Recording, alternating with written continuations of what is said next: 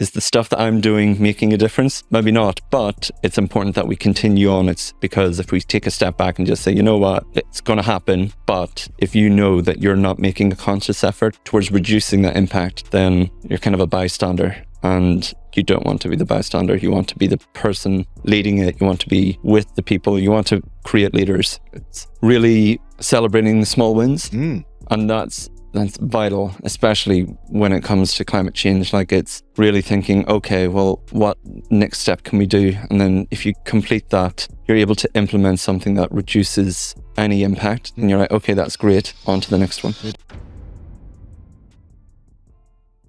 Hello and welcome to the Thriving Construction Podcast. Today we have Cathal Ward with us. Cathal, great to have you here on the show. Great to be here. Can you just go through, for those people that are watching and listening, the things that you are engaged in at the moment, what you do for the company that you work for? Yeah. So I am environmental lead for Bouygues UK. I've been in the company now for 5.5 years. So we work in terms of the climate environment strategy. Yeah. And as well as that, help educate people so that when they go on site, they know what they need to do. So our team is known as the climate and environment team. Yeah. It used to be the environment side used to be part of the health, safety and environment. However, in the past 2 years, we've decided to branch away from that. Yeah. We've been seeing the ongoing pressure from the industry and within the country of tightening environmental legislation, and we've then seen the importance of having to branch away from that. So within the team, you've got myself as the environmental lead, and then you have sustainability leads and sustainability officers. However, how I like to look at it, as in from the environmental lead side of point of view, is that I look at what we do on site. I look at how we build. I make sure that how we build, we make as little impact as possible to the environment around us. Whereas the sustainability point of view, you're looking at the design, you're looking at the product that we're building. However, for me, it's very important that the people on site are aware that they need to put these barriers in place so that they create as little impact as possible, because we need to start off at you need to start off at a sustainable footing if you're going to be building this here low energy, low carbon building. However, if you don't have the right measures put in place during construction, then you may be doing more bad than good. I understand. Yeah. Okay. So does your role start during the design phase? Does it start early conception? At what point generally are you built in across that REBA timeline? I suppose it would be it depends on the tender stage. So for me, I think I'm probably talking like ideally. So maybe I should rephrase my question is, when is the ideal time to bring you in across those REBA stages? I'd say as early as possible. Like when you are thinking of the building that you want to build, if it is, you have an existing building, yes, you need to look at the design side of things. However, from an environmental point of view, if you have a grade 2 listed building, and you then need to then think of how you're going to be working around it, how you're going to renovate it. Yes, you're then uplifting these grade 2 listed buildings, which are on average low performing in terms of carbon and energy. But you then need to look at the environmental aspect. You need to look at the environmental risks, how you're going to build around it, how you're going to minimize the risk to the building so that you can kind of uplift it into a better asset. Okay. So ideally as early as possible, because as well as that, we need to then be working with the ecologist to then make sure what surveys need to be carried out. So have you got the correct bat surveys carried out? Are there any invasive species on site? So if there's a lot of landscaping, how is that going to be carried out without the spread of invasive species? And as well as that, if there's protected species, if you're working by a river, we need to then look at the time frame of the build so that you're not planning the construction side of things and then all of a sudden you are doing your landscaping in the middle of summer and it's like, okay, well, you've got nesting bird surveys that need to be carried out. You go onto site, there's nesting birds, that's your whole project delayed. So it's making sure that I come in at an early stage so that I can look at the risks, make sure that it's reduced as possible so that we can start at the right foot to minimize any impact. Okay. So when we talk about the role that you do, does that cover in environment? Does it cover plants and animals? Does it cover that whole thing? Because I know from people that I've spoken to, it can be quite confusing when someone talks about ecology and making sure that different species are in the right place. Sometimes the thing that comes to mind are animals, when actually the thing that the person's referring to are plants. Yeah, it's quite funny. I'm always known as the person, like the tree hugger, and even the people on site is like, oh, here comes Cathal. Okay, let's protect the trees. But there is so much more to the role. So within our climate and environment strategy, we've got 5 key pillars. We've got carbon, we have energy and water, waste and materials, biodiversity, and collaboration and upskilling. So kind of everything under that umbrella I cover. Yes, there are aspects from the sustainability point of view. So you have the carbon scope 3, and you have operational energy. You have, under higher standards, we have BREEAM, making sure that we order the correct materials that go onto the project. However, we have corporate water use, we have corporate energy use, we have our carbon scopes 1 and 2, we have reporting environmental incidents, and as well as that, we have innovation. So looking at what companies we work with so that we can minimize our impact and reduce our waste. We can put our materials back into the community that we aren't putting into the building.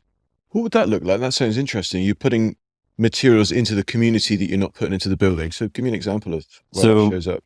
I think it's quite evident in the construction industry is that we generate a lot of waste. We generate far too much waste. And that waste could either look like quality control. So maybe something wasn't built the right way, so it needs to be rebuilt. So you have waste there. You have damages, so something wasn't stored the right way. But unfortunately, sometimes you have over-ordering. You're trying to prioritize the building schedule. So you then say, okay, maybe 2% will over-order because there will be incidents to the material, some quality control. But when things go right, you then have this over-ordered material. And what has happened in the past in the industry is that it would just go straight to skips. So it's then having to then look at, then from, again, sustainability, but this sustainability isn't looking at the design, it's looking at the community, because that's like everything should be sustainable. You should be including the community. So it's then reaching out to charities, which is reaching out to schools, it's reaching out to third parties or other businesses, maybe through different means, to say, we have this excess material. It is pristine. It can be reused. Do you want it? And it's really trying to just minimize waste in any way possible. It's fantastic. And so at what point do you reach out to those schools then? Does that happen before you actually start on site, or do you wait until you've got that excess and then approach them? I suppose I know we have a social value team for each project. So from the get-go, they are communicating with the local community. They're communicating with local schools and charities. So we have those contacts to start off with. And I think maybe what happens is that we say, okay, we're on site for the next 2.5 years. What can we do? We can come in, so anything that you need done within the school, any repainting, anything built. And I think we kind of have that in the back of our minds so that we can then say, okay, we see we have excess material, but school down the road said that they needed, they were repainted or they needed some works done. So then we can then say, okay, well, let's give back. We're building this building here. However, let's give back to the community around us. Mm-hmm. And in a way, that's kind of what sustainability is all about. It's really not only protecting the environment, it's not only thinking ahead, but it's the inclusion and making sure that everyone around us is part of it and trying to then just uplift the community around us. That's great. Seems like what you're involved in is all encompassing. Yeah. Which is exciting. It sounds like I can see it in your face that you're excited about what you do and the impact that you're trying to make as well. Yeah, it is. And sometimes it can be very overwhelming because you've just got so many levers that you need to be pulling, so many areas that you need to look into and that you need to better. And there are so many great innovations and technology out there to help you along the way, but it's really trying to focus in on, okay, what do what needs to be done first, which is like what I really see. I see the industry going in a way where, like, in the past 3-4 years, carbon is now at the forefront of everyone's mind. It's at the forefront of everyone's lips. It's what everyone is talking about. Rightly so, because it is a massive problem that we need to fix. However, I don't know, I think for me, I've seen the importance of it. However, I've always thought, okay, well, let's not forget about like water scarcity. Let's not forget about reducing energy use. Let's not forget about reducing the waste. Yes, all of that will feed into the carbon reduction. However, it's important that we protect the environment around us. As well as that, it's making sure that people are upskilled on site, not only on carbon, but for what they do on site and how they act. For example, as I'd said, like, you could be building the lowest energy performing building. However, if you go in and you destroy the land that is already there, you pollute due to negligence, then you've got this great building. However, how you got there, it doesn't really, you're kind of looking back to say, oh, well, we've done it, but, well, we've made a few mistakes along the way. However, it's important that we put the ownership onto the people to say, okay, as we build it, what can we incorporate into the build so that we can start off on the right foot and deliver this building while being conscious of the environment around us. So it sounds like your role is very much one trying to persuade and encourage as much as to help people understand what the company's, I wouldn't say legislation, but what the company's standpoint is or standard is on that particular area. Have I understood that right? Yeah. So I think when it comes to climate change, when it comes to anything sustainability, you need to have the knowledge. Like, you can't make a change. I suppose it's with anything. You can't make a change without knowing your impact. Without knowing your impact, you need to have the knowledge behind it. So yes, a lot of it is about the upskilling and really putting it onto the colleagues so that they are aware that any decision that they make goes towards our KPIs. So KPIs being key performance indicators. Yes. And KPIs to what though? What are your KPIs? Do you mean as Bouygues, or do you mean as the area, you personally? I'd say, well, with Bouygues, we've got energy reduction. We've got energy reduction by 10% by 2025. We have the same for water. Our carbon scopes, we've got to be net zero scopes 1 and 2 by 2025. And these are goals that Bouygues have decided and reported back to the shareholders to say, this is what we're going to achieve. This is what we're going to achieve. Yes, that's part of our climate and environment strategy that we've put out, and then we've stamped it to say we're happy with these results. Well, we are happy with these targets, and we now need to put the correct measures in place to achieve them. So I suppose it then really feeds into, yes, you're doing it from a corporate side of thing. However, it then feeds into a personal side of things as well. Like, when you're, I don't know, it was my manager that had said, it was like, we do climate and environment. Like, we go home and we're still very climate and environment conscious. Like, it would be very rare that an accountant would go home and just think about numbers all day. Maybe they do, I'm not sure. But for us, it's really entwined in our lives. And I think, yes, it's something that all companies should be doing. However, it's what you should be doing as a person. And going back to the question in terms of the upskilling, it's very important to me that people, colleagues, friends, family are just aware of their impact and aware of what's happening around us, because it can be difficult to really look at what's happening and to really accept what's happening. And without the education there, you can't put the right measures in place to then reduce your impact towards it, whether it's something very small or something much larger. Yeah, most definitely. In order for you to change any behavior or habit, you need to be aware of the impact that habit or behavior is having, as well as aware of other choices that you've got and other approaches that you've got to get an improved or better result. Yes and no. Okay. So yes, it's very important that, yes, you practice what you preach as much as you can. However, and this is, I think it's only maybe over the past year and a half, I used to hate giving training. I used to hate being the one having to stand up and just go on and on about climate and environment and really just giving out facts and figures and saying, oh, this is how we should be working. Why did you hate it? I don't know. I just hated being the one that had the information and giving this information on to other people, because it was putting the responsibility on me to then put the responsibility onto them. However, it was last year. So as part of our climate and environment strategy, we, as I said, we're to be net zero scopes 1 and 2 by 2025 and minus 30% by 2030 for scope 3. So with that, we've got this very ambitious goal. However, we need to then have tools behind it.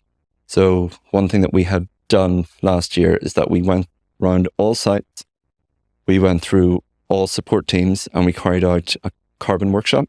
So myself and my manager, he had done a lot of the preparation of the workshop, but it was very much from bare basics. What is climate change, straight up to what is greenhouse gases, what is carbon, and then what you can do at a personal point of view in your personal lives to reduce carbon, and then what can we do corporately, and then what we need to change within the industry to reduce our carbon. And the training that I used to give was very PowerPoint. I'm just telling you all the figures here. I'm telling you how we should work. Like a lecture style. Yeah. Whereas the workshops, we gave them the information to say, this is climate change, this is what's happening to the planet, and then started to then ask the question, well, now that you see this happening and you know the causes, what can you do in your personal life? And then once we got them warmed up and then said, okay, what can we now do in the industry? And from that, we had then taken down all the notes, all the suggestions that they thought we could do as Bouygues. And that has then been inputted into a carbon reduction plan. And after the workshop, we then sent them the carbon reduction plan and said, here were your, of all the workshops that we had done, we then gathered, I think it was maybe 62 actions. And we said, okay, we want you to choose maybe 30 from this your list that you're going to implement. These were your decisions. You've said this in the workshop. Now it's for you to choose what you think. And yes, we've put them into mandatory priority just to give them a little bit of a nudge. But it's putting the ownership onto them. It's not me standing up and telling them what they should do. It's them telling me what they think we should do, and then us giving them the tools for them to do it. I love that. You know, that is the best way to help people learn, is to present them with the problem and then allow them, I think, to come up with suggestions of how they can move forward. Because I think what you're saying there is those people then within the company then have that sense of ownership because they came up with that idea. Yeah. And I think that's why so many people, especially me, to be honest, struggled at senior school, is because I just felt as though unless I guessed what it was or knew what was in the teacher's head, then I would completely get it wrong. It just prevented me from free thinking. I think it was the same as me. Like during university, I scraped by in majority of the tests because it was just having to just regurgitate information, but then coursework I excelled, which is quite thankful for. Otherwise I wouldn't have had the degree. But yeah, it's being able to say, okay, go out, look at the information and then come back with the solution. Yeah. And not only go out and you know, go out and ask people, go out and discover, go and take someone's information, go out and take some ownership, which is what you're saying, right? Yeah. Is when all that ownership is on you, not only is it heavy, but it feels impossible. Yeah. How can you tell someone to do, in inverted commas, the right thing and get them to care about doing the right thing? I think, education, because I think it's having to put that little spark into them to then say, okay, here's what the issue is. This is happening at an alarming rate. If you don't make changes now, it's only going to get worse. And kind of giving them the tool to see how that is happening, then it's for them to then, if they see how it's happening, then they can then put in tools to then say, okay, well, this is how I can do my part. Mm. Something that we do within Bouygues as well is climate fresk. Say that again, sorry. Climate fresk. Okay. Not So heard of that before. What is it? So it is we call it a game. So you've got 42 cards, and each of them have bits of information on it. So it can say, one card can say agriculture, transportation, greenhouse gases, carbon dioxide within the atmosphere, warming temperatures, melting ice sheets, change of biodiversity. And there's 42 of these cards, and it's done in 4 stages. But what you do is that you give them, so you have this workshop, you give one person a card each, they read it out and they put it onto the table, and they have to try to figure out from cause to effect how they interlink. And after each round, they give them more and more cards, and then they're seeing how, it's like a jigsaw where, agriculture, it emits, you need fossil fuel, but then also you have other greenhouse gases, which then goes into the atmosphere, which then heats the planet. And they're able to make these steps. And by giving them the tools to do this, I'm just the facilitator. I'm here for any questions, but it's for them to figure out from A to Z how it happened. And once they've done that, they're kind of standing there thinking, God, that's what's happening.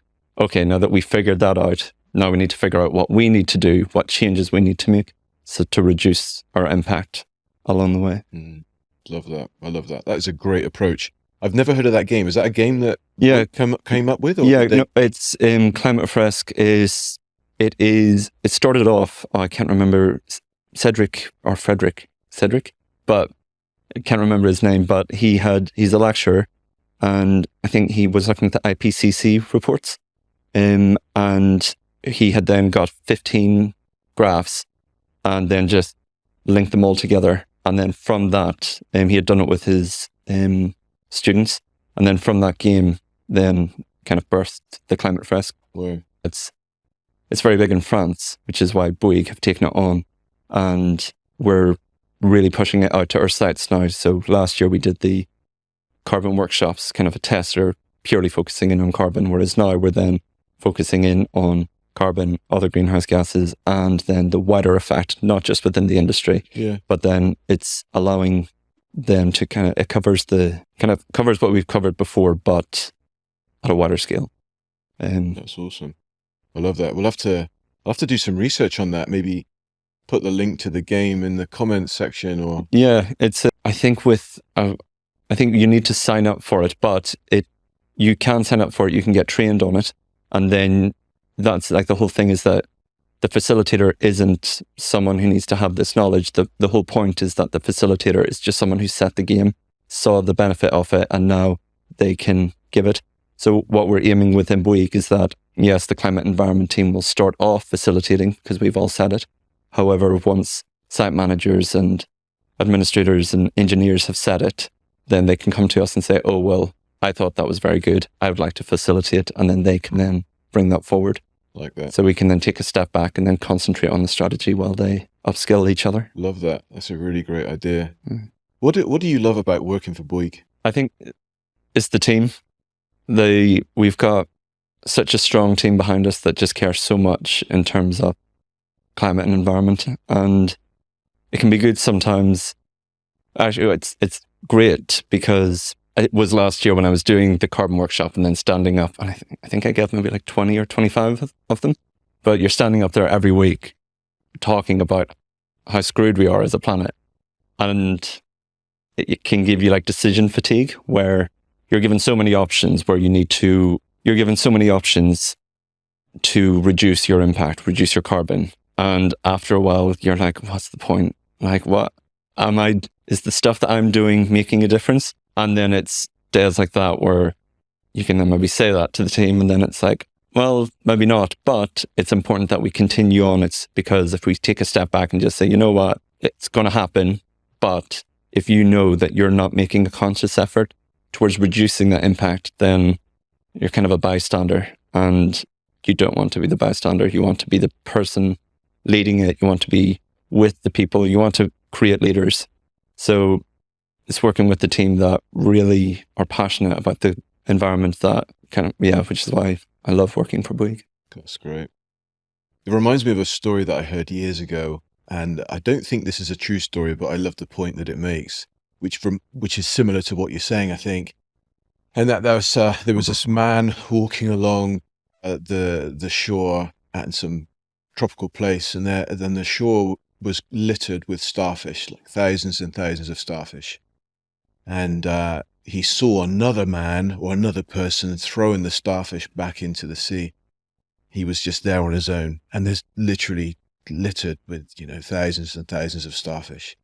And the person walking along sees this man and is saying, "What are you doing this for? It's wasting your time. You are never going to save all of these starfish. You might as well just give up." And the person responded back and said, "Well, it's making a difference to that one as you put it back in the sea, and to this one as you put it back in the sea." And I think, for me, that's a really important lesson, is to say that it's not whether you think or you can see in your mind that you're going to achieve the goal in the way that you want it. But if it's a good thing to do, no matter the size of it, just do it, because it will make a difference. Yeah. And I think that's it. It's like, it's really celebrating the small wins. And that's vital, especially when it comes to climate change. Like, it's really thinking, okay, well, what next step can we do? And then if you complete that, you're able to implement something that reduces any impact, and you're like, okay, that's great, on to the next one. Made a difference. Yeah. Because there's other people that I speak to as well, and they do feel that overwhelm, and that overwhelm is a real barrier for lots of people. Yeah. And I think that there is a risk of someone bowing to that overwhelm at the expense of making a difference in one area. So in terms of, you can't do anything more, because feel overwhelm, and so that overwhelm leads to paralysis, or even the attitude of, well, there's actually no point, because I'm not going to make a difference, so I'm not going to do anything. But I would say, or I encourage people to say, well, similar to that starfish story, by you doing one thing, it will make a difference. But until you actually do it, you will never make a difference. But you have to do something. Yeah, I think that's it. Yeah, and I think if there are times where you do get decision fatigue and you are feeling so overwhelmed, to then think, well, what's the point? Like, is this really going to make a difference?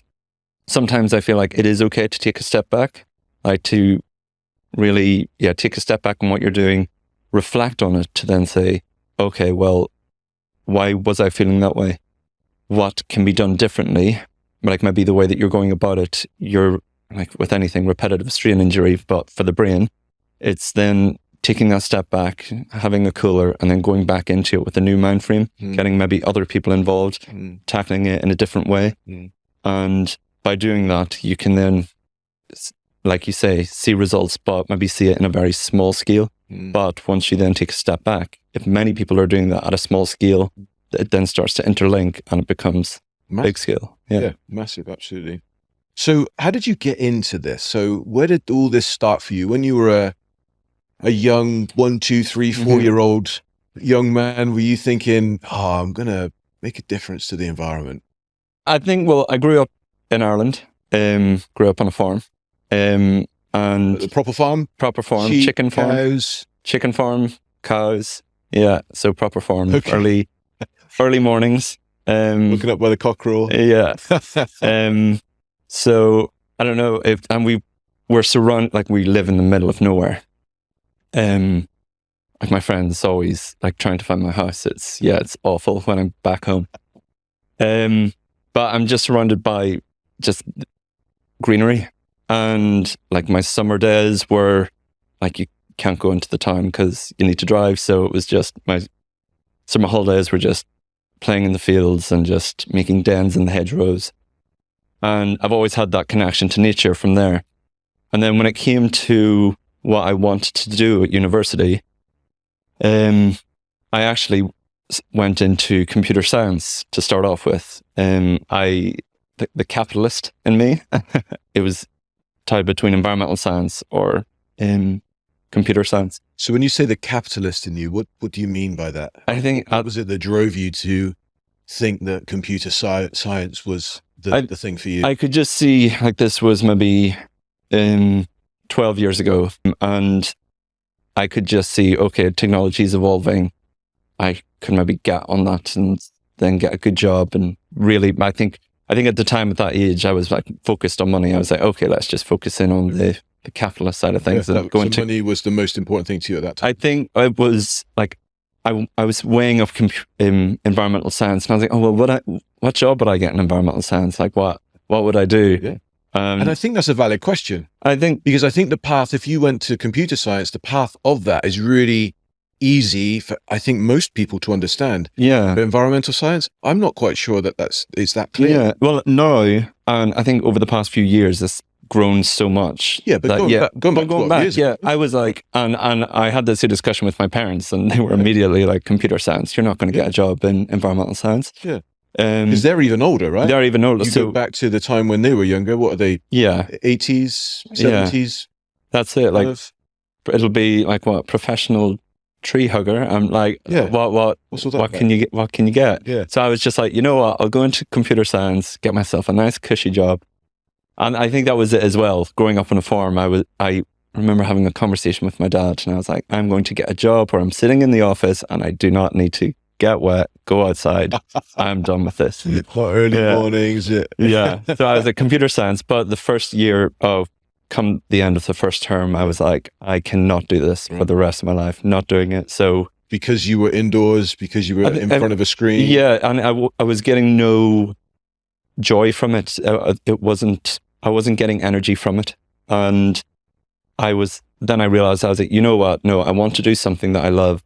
So I love the environment, so I want to see what this will take me, where this will take me. So went over to the biology labs, chatted with the head of environmental science, and then got the transfer. So started environmental science and loved it during uni. Like, loved every single module that I did. And then I realized, God, there's so much that this could actually take me into. It can take me into environmental law. It could take me into environmental risk assessments. It could take me into construction. It can take you anywhere, into planning. And then it came to my placement year. So we had a mandatory placement year. And I did not know what I wanted to do or where I wanted to go. And it was only until my friend at the time, he went in for a job interview at a construction firm. And he went in for 2 and he got 1. And then he said to me, he's like, oh, well, they're hiring, so go see them. Went in, did the interview the next day. And I was thinking, I was like, God, do I want to be in construction? Like, what's the environmental impact there? Like, you think of construction, you think of the environment, they don't really gel together. But got the job, started an internship. And then from there, it's history. And I loved it. And I think that really lit a fire under me to then think, okay, like, construction, it is such an invasive industry to the environment. And what can we do to reduce that impact? And from there, it's just been, it's been great. And that's really, I think it's been like a lot of little wrong decisions along the way have then got me to where I'm at today. A lot of wrong decisions. So taking on computer science and then thinking, oh, well, that actually put a year out. I then had to then stop uni and then go back the following year. Okay. And then when I was trying to find a job, I was so indecisive, I wasn't really interviewing. And then my friend pushed me and I was like, you know what? Okay, let's go in here. So all of these little decisions or indecisions kind of has brought me to where I'm at today. And I cannot thank my past self enough for being so indecisive of what I wanted to do for making me where I'm at today. That's great. And your friend. Yeah, and my friend as well, Darren. Thank you. That's awesome. And so thinking back to your past self, what would you say is the thing that stands out as the foundational learning elements that you see running through your life? That I don't need to know everything. And I think that, like what I had said in terms of when it came to carrying out training, I felt like I needed to know all the information, that if someone put up their hand and asked a question, I needed to answer it. And it's okay to say, I don't know. Like, with the industry, with climate environment, it is ever changing. That it's okay not to know everything. It's okay to let people know that you don't know everything. But It's then to take that question, take it away, look into it, and then come back. And I think that there's why my love for training has shifted over the past couple of years, because it's been putting the ownership more onto the people to kind of educate themselves. But then, and I'm there as a facilitator, and I'm there to guide them down the right path, but I don't need to know everything. And I think that was like when we go back to university and the exams and not excelling so much, it's because I think it maybe came from there. I'm like, oh gosh, I don't know all of this. Therefore, am I going to make like a huge difference in my decision making? But it's acknowledging that, taking a step back and learning, and then taking that knowledge and then putting it forward. I think that what you just said there is really profound, and it reminds me of what young children are like. They know that they don't know everything, but they are so comfortable with not knowing everything that learning becomes fun. And I think the older that you get, there can be this defensive shell that you build around that actually, if I don't know everything, that means I'm not good enough, or it doesn't mean that I'm intelligent, or that I'm going to feel successful or empowered or can overcome problems. And then that actually prevents learning, doesn't it? Yeah. It's pushing yourself outside the comfort zone. It's to say, okay, I'm so good at A, I know a little bit about B, but since I only know a little bit, I'm just going to stick with A. And it's pushing yourself out of that comfort zone to then say, okay, well, let's learn a bit more. Let's see what this route can take me. And yeah, it's having the guts to step forward and do that, because it can be hard. It can be hard just to step out of your comfort zone. It's always hard outside the comfort zone. Yeah.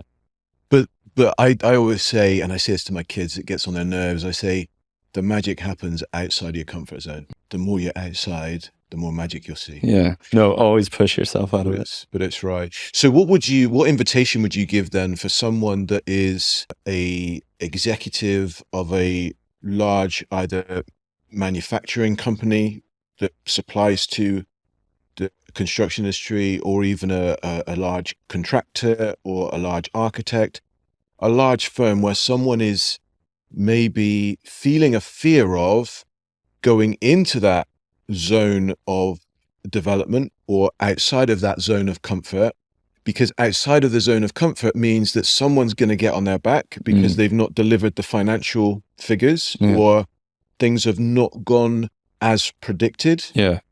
What invitation or what thoughts do you have if you were to send a message to those people? Lean on and to rely on the people within the business. That's it. Like they're the ones making the everyday decisions. They're the ones that have the greatest impact, and putting your faith within the people can just be the best thing that you can do. And again, making sure that they're equipped to always better themselves, so that they make the right decisions, not only for the business, but then for the environment around us. And to also learn from mistakes. Like you've got, within Bouygues, we pride ourselves in innovation. And every project, we try to push for a new innovation. So at the very start of the project, I sit down with them and say, okay, well, from an environmental point of view, what can we bring in? And a lot of projects are trialing these new innovations for the first time. And not all of them are great. And it's okay to say, well, we tried it, wasn't great, but now we can focus in on something else. However, if we just continue on the way that we work without trialing the new innovations, without the fear of failure, then you can't better your performance and you can't better the ways of working. I keep coming out with these things that these little one-liners, but you do what you've always done, get what you've always got. Yeah. What got you here won't get you there. Yeah. There's two things that are ringing around in my mind from what you said. And I love the way that you have articulated that it's the people that are on the ground that you need to listen to. Yeah. And it's the people that will make the difference to you and what you do as a senior member of the company. Yeah. And you need to trust them. Yeah, that's it. It's, trusting the people. And that's all you can really do. If you're the one, I suppose then it's the whole It's the leadership. Like, if you want to be the leader and to just kind of rule the way of how things should be, you're not really going to get that far. It's the people that make the company, and it's the decisions that they make that will better the company in the end. And if you're very much not comfortable in terms of putting that trust within it, then you're not really going to get that far. Are you a leader? Using that same definition? In different contexts, I'd be the leader. I think I'd see myself not as a follower, but not as a leader, but as a participant.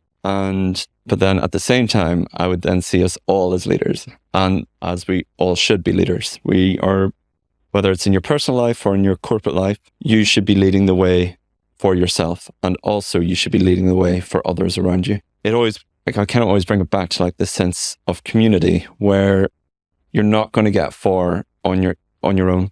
There's only so far you can go with your own knowledge and with your own expertise, and you need to then rely on other people. So yes, you can lead yourself down to a certain point. However, it's then turning around and relying on someone else, and then maybe letting them be the leader for a bit, and then you can follow. Or as well, if you turn around and see that someone is struggling, then you can become the leader, not just in yourself, but then for them. So I would see myself as a leader, but I would also see all of us as leaders. I love the way that you've done that. I think at the lowest level, you have got dependency. So I'm dependent on someone else. I can't do anything without someone else. The next step up from that is independent. And I think that's where most people get stuck. I can do it myself. And I think in that role that some people may call leadership, the attitude may be, if you want it done right, then do it yourself, because you can't trust anyone else. But the highest level, which is the one that you're talking about, is the interdependency, where I need you as much as you need me, because without us doing it together, we're not able to get to the level that we want to get to, because we both need to work with each other. Yeah. Because we need to be higher than independent. Yeah. Is that interdependency, which I think is what you're talking about. Yeah. It's really that, it's the trust going both ways. But yes, being interdependent, that, like what I had said, you can only go so far with yourself, with your own knowledge, but it's okay then to lean on someone else and to then also allow them to lean on you. Good. What projects have you worked on that you're really proud of and you think, do you know, that just puts a smile on my face? Or what projects have you seen that you're like, that's awesome? I think one of my favourite projects was our Tower Hamlets Town Hall, which was the regeneration within Whitechapel. It's part of the regeneration project within Whitechapel, and it was a refurbishment of a Grade 2 listed building. So it was the old hospital. Now it's been refurbished into the new town hall. But I think what I loved so much about it is that we've got so much history here in London, and we've got all of this current stock that is just underperforming in terms of operational energy and carbon. And this is then when the whole environment and sustainability link in together, because they are so interlinked. So yes, the building has been designed so that it can be uplifted into a better asset. However, from an environmental point of view, it was a pain. But I feel like the more complicated a project is in terms of environment, the more joy I get out of it, because I'm like, more work to do. But it's interesting work, because it says, there's such a high impact, but what can we do to reduce that impact? And I think it was just seeing this kind of shell of a building being uplifted into this brand new asset, and then kind of being part of that, and now looking out in London to then say, oh gosh, there's so many buildings like that. There's so much work that needs to be done. So what's next? Like, what else can we bring in? And like, it's a big focus of us to really focus in on the refurbishment side of things, to really uplift that. But as well as that, we have a few projects that are coming up where they're so close to rivers. And with that, you've then got some protected species on site. So it's then looking at how we build around that and how we accommodate to the nature around us.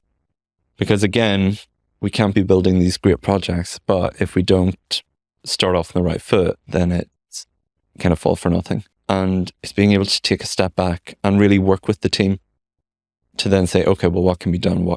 How can we ensure that we build on time, sustainably, and reducing the risk around us? I'd say, the biggest one would be Tower Hamlets Town Hall. But I'd say every project. But I think it's, again, going back to, it's the people in the projects. Like my role, I'm kind of like, it's a multi-site role. So yes, I look at the corporate side of things, but I am that point of contact for everyone on site.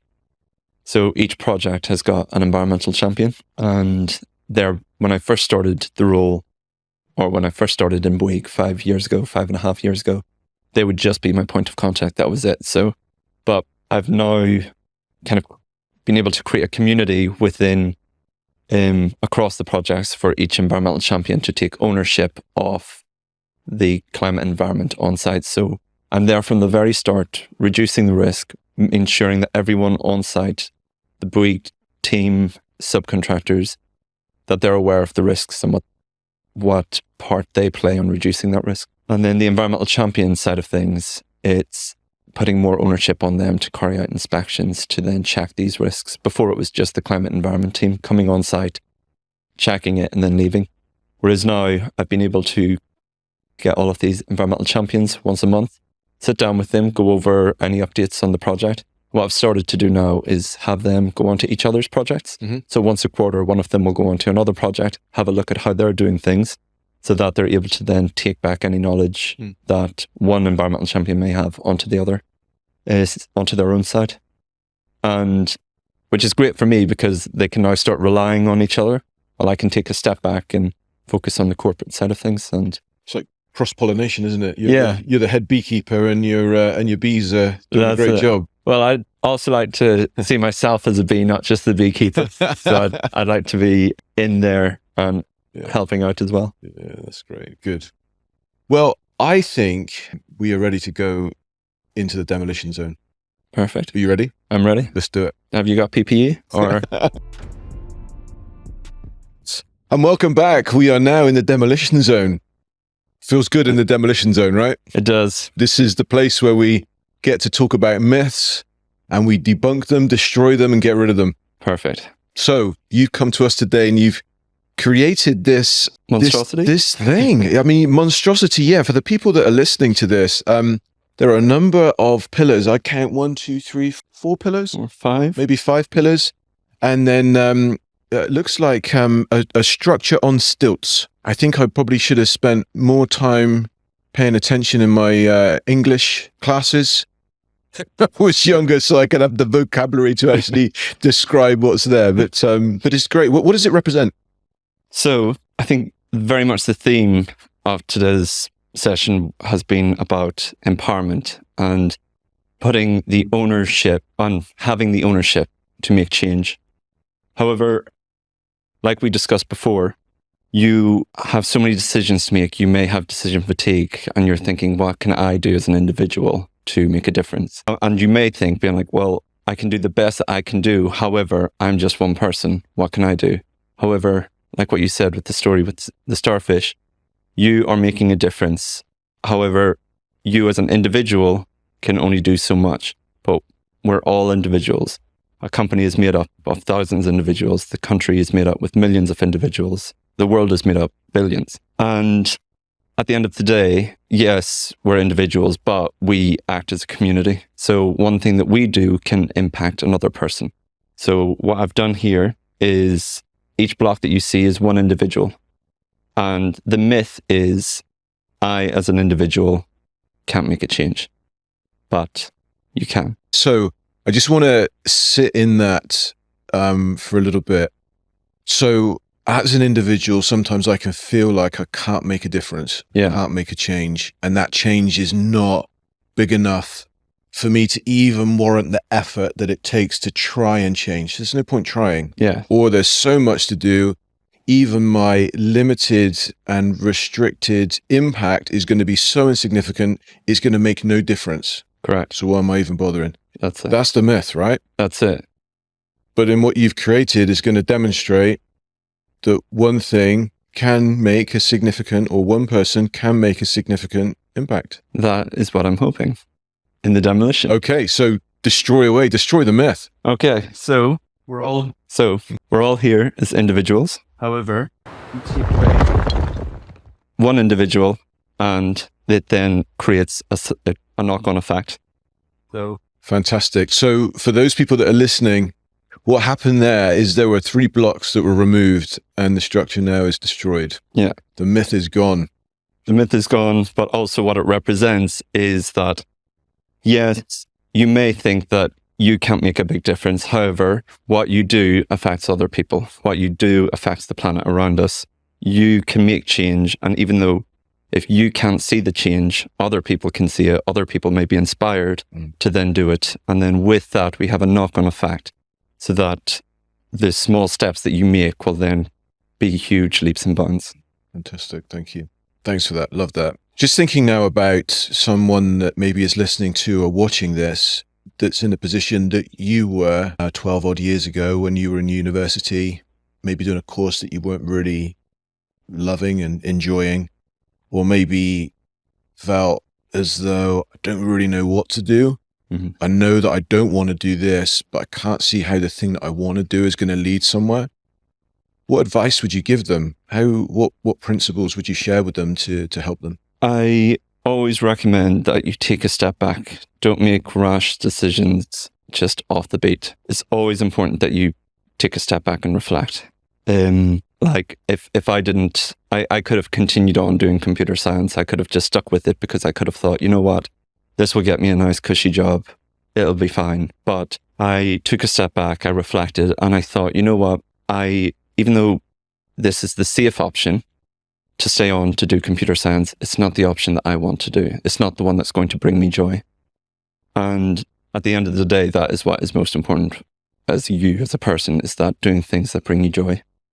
So reflect. And then if you think that, okay, path B will take me down this road that I know I will enjoy, however, I don't know what the outcome will be, it's still a road, in my opinion, I feel like you should take, because doing something for the sake of it, or you don't get fulfillment out of it, is not really something that you should be doing, unless it is better for the planet. I love that advice. I love that perspective, and I'm grateful for that advice that you've just shared with everyone. Just as a last question before we wrap up, I'm wondering if there's anything that we have not discussed that you think is needed to be brought out or talked around. I know I may be repeating myself, but it's really focusing in on the decisions that you make. So obviously, we'll have a lot of people within the construction industry watching this. Have some time, take a step back and reflect. Whether you're a site engineer, whether you're a site manager, whether you're CEO of a business, take a step back and reflect and think about things that you can implement within the business to make it a more environmentally friendly place. Whether it's upskilling the people that you have working within the business, whether it's upskilling your team, whether it's upskilling yourself, reaching out to competitors to find out what they're doing along their journey, and reaching out to new and upcoming businesses that offer innovative ways of working to reduce your environmental impact. I think my one advice is that it's always best to reflect before making big decisions. So, and when it comes to the environment, we need to be making these decisions. So the more time you reflect, the more time that you see from cause to effect, the better decisions can be made. Cathal, it's been an absolute pleasure to have you here on the show. I've appreciated your time, your wisdom, and your perspective. Thank you. Thank you. I'd like you to do me a favor, and I don't mean here just to ask you to subscribe and to follow, but what I'd really like you to do is to share this podcast with as many people as you think would benefit from it. I would love to maintain the quality of people that are joining me on this podcast, and so in order for me to do that, I really need your help. It could be somebody that's looking to get into an industry, but they're not quite sure what industry they want to get into. Maybe it's a teenager that is just finishing their GCSEs or starting A-levels. Maybe it's somebody that's doing an English degree at university, but is not quite sure what they want to do with that degree. So I invite you just to share this podcast with as many people that you know so that we can grow this community, so that we can maintain the quality, engaging conversations that we're having together. Thank you for your help.